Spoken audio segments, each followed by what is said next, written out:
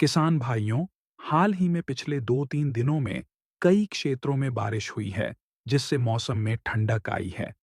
ठंड और बारिश में किसानों के लिए यह समय बेहद महत्वपूर्ण है। ये बारिश गेहूं की फसल के लिए लाभकारी साबित हो सकती है, क्योंकि गेहूं के पौधों को पानी की जरूरत होती है, खासकर जब उनकी वृद्धि की प्रक्रिया तेज हो रही हो। ऐसे मौसम में यदि सही तरीके से खेती के उपाय अपनाए जाएं, तो आप अपनी फसल की पैदावार को और भी बढ़ा सकते हैं। लेकिन बारिश के साथ-साथ कई जगहों पर ओलावृष्टि भी हुई है, जिसके कारण किसानों की फसल को अत्यधिक नुकसान की संभावना भी बनी हुई है। इसलिए यह भी ध्यान रखना चाहिए कि बारिश के बाद गेहूं के पौधों में कई बदलाव हो सकते हैं, जिनके लिए फसल में आवश्यक सभी पोषक तत्वों की सही मात्रा को डालना बहुत ही जरूरी है। यदि आपने पहले से ही खादों का उपयोग नहीं किया है, तो यह समय एक अच्छा अवसर है। इस मौसम में सही पोषक तत्वों की आपूर्ति से गेहूं के पौधों की वृद्धि को तेज किया जा सकता है और इससे कल्लों की संख्या भी बढ़ सकती है। अगर आप चाहते हैं कि आपकी गेहूं की फसल में अधिक कल्ले फूटें और पैदावार में वृद्धि हो, तो कुछ विशेष उपायों को अपनाना जरूरी है। अब इस वीडियो में हम आपको उन उपायों के बारे में बताएंगे, जिन्हें अपनाकर आप अपनी गेहूं की फसल में कल्लों की संख्या बढ़ा सकते हैं और बारिश का पूरा फायदा उठा सकते हैं।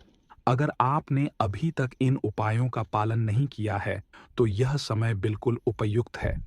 चाहे यूरिया का इस्तेमाल हो या बायोबीटा का, सही समय पर सही खाद और उर्वरक का प्रयोग आपकी फसल की गुणवत्ता और पैदावार को दोगुना कर सकता है। तो किसान भाइयों, अगर आप भी इस मौसम में अपनी गेहूं की फसल को ऊंचा उठाना चाहते हैं, तो यह वीडियो आपके लिए बेहद फायदेमंद हो सकती है। तो चलिए, सभी बातों पर विस्तार से जानने की कोशिश करते हैं इस वीडियो के माध्यम से। सबसे पहले बात करते हैं कल्ले फूटने की प्रक्रिया। किसान भाइयों, गेहूं के पौधों में कल्ले फूटने की प्रक्रिया का समय बहुत महत्वपूर्ण होता है। जब गेहूं की फसल लगभग 25 दिन की होती है, तो इसमें कल्ले फूटने शुरू हो जाते हैं। यह प्रक्रिया करीब 65 से 70 दिनों तक चलती है। इसका मतलब यह है कि जब तक आपकी फसल 65 से 70 दिन की नहीं हो जाती, तब तक आपको कल्ले बढ़ाने के उपायों को लागू करना होगा। यदि आप इस समय में सही उपाय करते हैं, तो आपके पौधों में अधिक कल्ले निकलेंगे, जो कि आने वाली बालियों और दानों के लिए बेहद महत्वपूर्ण है। यूरिया का प्रयोग किसान साथियों, जैसा कि आप जानते हैं, यूरिया एक महत्वपूर्ण उर्वरक है, जो पौधों की वृद्धि में मदद करता है। अगर आप अपनी गेहूं की फसल में कल्लों की संख्या बढ़ाना चाहते हैं, तो यूरिया का प्रयोग करें। इसकी सही मात्रा लगभग 30 से 35 किलो प्रति एकड़ होती है। यूरिया से पौधों में नाइट्रोजन की आपूर्ति होती है, जो गेहूं के पौधों की वृद्धि को तेज करता है। इससे पौधे जल्दी बढ़ते हैं और थोड़े समय में ज्यादा कल्ले फूटने लगते हैं। हालांकि सिर्फ यूरिया डालने से पूरे पौधे का विकास नहीं होगा। यदि आपको अधिक कल्ले और बेहतर वृद्धि चाहिए, तो आपको इसके साथ अन्य खादों का भी उपयोग करना होगा। बायोबीटा का प्रयोग किसान साथियों, यूरिया के बाद आपको बायोबीटा का उपयोग करना चाहिए। बायोबीटा 100% ऑर्गेनिक खाद है, जिसमें बहुत सारे सूक्ष्म पोषक तत्व होते हैं, जो गेहूं के पौधों के लिए बेहद लाभकारी हैं।